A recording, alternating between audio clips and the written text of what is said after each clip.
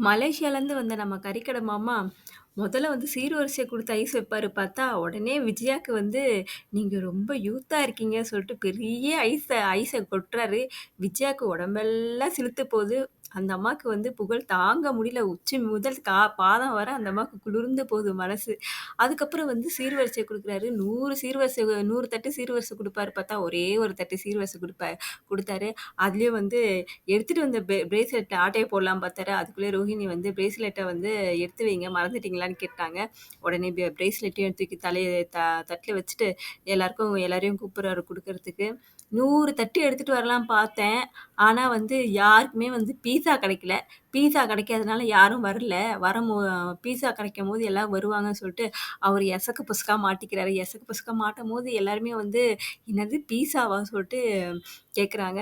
அவரு ரோஹிணி வந்து உடனே இடையில வந்து மாத்திர்றாங்க. அவரு வந்து ஹியூமரா பேசுறாரு. அப்படிதான் பேசுவாரு. நெறைய விஷயங்கள் வந்து ஹியூமரா தான் பேசுவாரு சொல்லிட்டு காப்பாத்தி விட்டுர்றாங்க.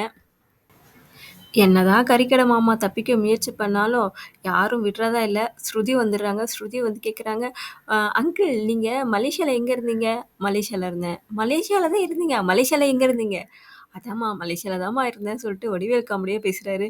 உடனே நம்ம ஸ்ருதி வந்து லிஸ்ட்டா படிக்கிறாங்க. மலேசியால இருந்த பேரெல்லாம் படிக்கிறாங்க.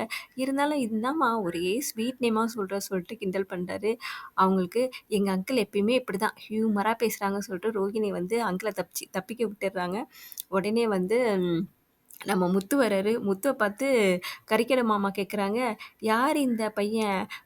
பாப்பா நீ சொன்னியே குடிகார தம்பி, அந்த குடிகார தம்பியான்னு?" கேட்குறாங்க. உடனே முத்துக்கு எல்லாருக்கும் கோவம் வந்துருது. அப்படியே வந்து ரோகிணி வந்து பேச்ச மாத்திடுறாங்க. "இல்ல பாட்டி நான் வேற ஏதோ சொன்னேன். அது எங்க மாமா தப்பா புரிஞ்சுக்கிட்டாங்கன்னு" சொல்லிட்டு பேச்ச மாத்திடுறாங்க. உடனே முத்துக்கு வந்து இவரு பேசுறதெல்லாம் வந்து நோட் பண்ணிக்கிட்டே தான் இருக்காரு. இருந்தாலும் இவருக்கு பெரிய பெரிய டவுட் வந்து இப்ப தான் ஆரம்பிக்குது. கத்திய வந்து எடுத்து வெட்டலாமான்னு கேட்கும்போது, "தம்பி கத்தியெல்லாம் ஷார்ப் பண்ணி வெட்டணும்னு" சொல்லிட்டு கத்தியோடைய ஹிஸ்டரிய வந்து ஆரம்பிக்கிறாரு. அப்போ வந்து முத்துக்கு வந்து கன்ஃபார்ம் ஆயிருது. வெளிய போயிட்டு இளநீ வெட்டும்போது வந்து ஃப்ரெண்டு கிட்ட டிஸ்கஸ் பண்றாரு. "எனக்கு என்னமோ இந்த மாமா மேல பெரிய டவுட்டாவே இருக்கு. இப்ப அவரு வந்து உண்மையிலேயே வந்து மலேசியால வந்த மாரி தெரியல.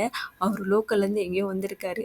கண்டிப்பா வந்து இவருக்கு தண்ணி ஊத்தி குடுத்து நம்ம உண்மைய கண்டுபிடிப்போம்னு" சொல்லிட்டு 2 பேரும் பேசிக்கிறாங்க. பாட்டிமா விஜயாவ பங்கம் பத்தோன்ற ஒரே காரணத்துக்காக விஜயாவே எல்லா வேலையும் செய்ய சொல்றாங்க. கூடவே அவங்க 2 பேரையுமே வந்து வேலை செய்ய சொல்றாங்க. ஆனா மீனாவ மட்டும் வேலை செய்யக்கூடாதுன்னு சொல்லிர்றாங்க. விஜயா வந்து என்னதான் வந்து பொங்கலுக்கு வேலை களை கட்டுனாலும், நம்ம விஜயாவுடைய காமெடி அடி தூளா இருக்கு. ஒரு பக்கம் நம்ம ஸ்ருதி, "என்னால வேலை செய்ய முடியாது பாட்டி. எனக்கு கையெல்லாம் வலிக்குது பாட்டின்றாங்க." "அதெல்லாம் தெரியாது. நீ தான் வேலை செஞ்சாகணும்னு" சொல்றாங்க. கத்திய இப்படி வெட்டும்போது கத்திய விஜயா மேல தூக்கி போட்டுறாங்க. "அம்மா தயவுசெய்து நீ வந்து காய்கறி உனக்கும் கத்திக்கும் செட் ஆகாது. காய்கறிலாம் நீ கட் பண்ணாத. கருவேப்பில மட்டும் உரிச்சு போடு" சொல்லிட்டு கருவேப்பிலைய குடுக்குறாங்க. உடனே நம்ம ஸ்ருதி கேட்குறாங்க, "கருவேப்பிலை எதுக்கு பாட்டிம்மா யூஸ் ஆகும்னு" சொல்லிட்டு கேட்குறாங்க. பாட்டி என்ன பண்றாங்கன்னா சொல்றாங்க, "கருவேப்பிலைல நெறைய ஸ்ட்ரென்த் இருக்கு. அது சாப்பிட்டீன்னா உனக்கு வந்து முடியெல்லாம் நரைச்சு போகாது" அப்படின்றாங்க. அப்பன்னா, "ஆன்டி நீங்க சாப்பிடுங்க. உங்களுக்கு முடி கொஞ்சம் நரைச்சிருக்கு. நீங்க சாப்பிடுங்க." "ஆ அப்படியா? எனக்கு முடி நரைச்சிருக்கா?" "அதெல்லாம் இல்லம்மா. அது இளநூறு முடி." அப்படி சொல்லிட்டு விஜயா சமாளிக்கிறாங்க. இருந்தாலும் நம்ம ரோகிணி வந்து காப்பாத்தி விட்டுறாங்க. "ஆன்டி நீங்க அப்படிலாம் இல்ல ஆன்டி. நீங்க இப்பயும் இளமையா, அழகா தான் இருக்கீங்கன்னு" சொல்றாங்க. விஜயாக்கு தாங்க முடியல. அவங்க பண்ற காமெடி பயங்கரமா இருக்கு. உடனே நம்ம மாமா வந்துடுறாரு. மாமா வந்து, "என்ன பண்றீங்க?" உள்ள இருக்க மாமா வெளிய வராங்க. வெளிய வந்தத பார்த்த உடனே எல்லாரும் காய்கறிகள் வெட்டுறாங்க. காய்கறி வெட்டுறத பார்த்த உடனே மாமாக்கு கையெல்லாம் பரபரப்பா இருக்கு. எல்லாமே வந்து கறி வெட்டின கையாச்சே சும்மா இருக்குமா? நீங்கலாம் இப்ப காய்கறி வெட்டுனீங்கன்னா, எப்ப வெட்டி முடிக்கிறது? தள்ளுங்க நான் காய்கறி கட் பண்றேன்னு சொல்லிட்டு விஜயா கட் பண்ணிட்டு இருந்த காய்கறிலாம் வாங்கிறாரு. வாங்கி மனுஷன் சல்லு சல்லு சல்லு சல்லுன்னு எல்லா காயும் வெட்டி வீசிடுறாரு.